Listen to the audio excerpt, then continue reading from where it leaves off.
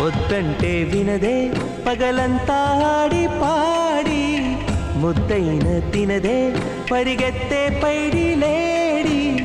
చిలకల్లే చెవిలో ఎన్నో సులాడి పడుకోదే పన్నెండైనా ఏం చేయాలి గుమ్మాడి గుమ్మాడి ఆడిందంటే అమ్మాడి